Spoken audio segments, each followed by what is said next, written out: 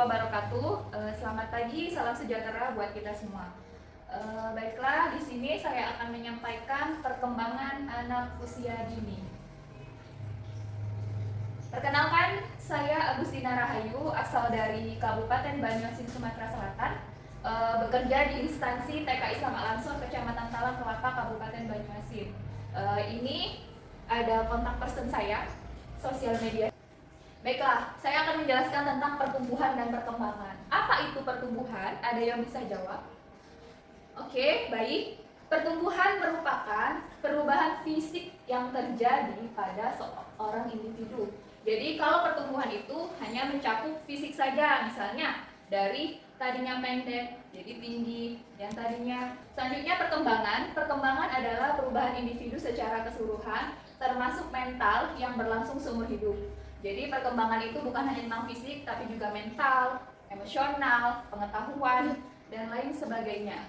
Jadi pertumbuhan dan perkembangan adalah dua hal yang berkaitan erat, tidak bisa dipisahkan satu artinya. Faktor yang mempengaruhi perkembangan anak ada faktor internal. Yang pertama gen itu adalah keturunan. Yang kedua kondisi kehamilan dan persalinan. Ketika kondisi kehamilan, lihat bagaimana ibunya dalam mengkonsumsi makanan, apakah bergizi atau sehat. Kemudian persalinan, ketika bersalin itu adakah kendala atau tidak. Yang kedua, faktor eksternal meliputi ekologi. Ekologi itu ekonomi. Terus peran gender biasanya itu perkembangan anak antara anak laki-laki dan anak perempuan itu biasanya berbeda. Tahap perkembangan anak usia dini meliputi dimulai dari 0 sampai 3 bulan, 3 sampai 6 bulan, 6 sampai 9 bulan, 9 sampai 12 bulan, hingga 5 sampai 6 tahun. Jadi perkembangannya berbeda-beda sesuai usianya. Nah, di sini ada 6 lingkup perkembangan anak usia dini.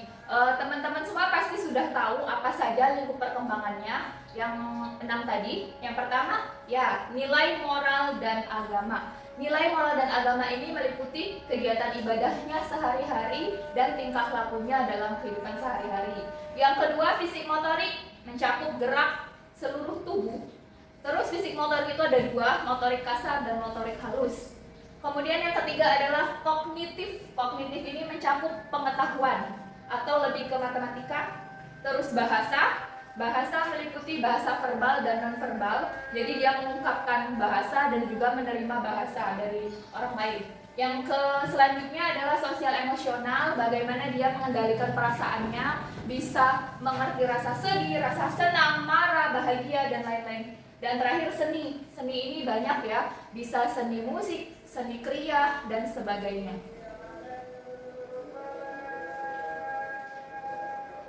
Di sini ada video, mari kita amati video sama-sama ya.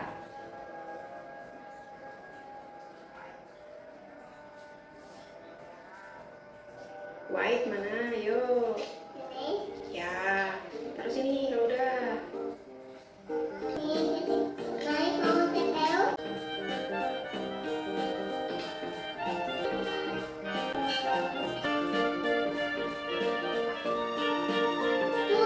Jadi dari video ini teman-teman ada yang tahu aspek perkembangan apa saja yang bisa dikembangkan?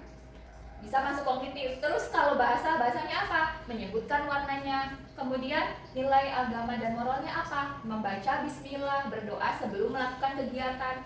Terus untuk bahasa seni kognitif fisik motornya apa? Menggerakkan jari-jari tangan. Jadi koordinasikan antara mata dan tangan. Terus kalau seninya mungkin ini bisa dibuat untuk bermain anak-anak ya, sesuai dengan imajinasinya. Kesimpulannya, yang pertama, pertumbuhan dan perkembangan adalah dua hal yang berkaitan erat.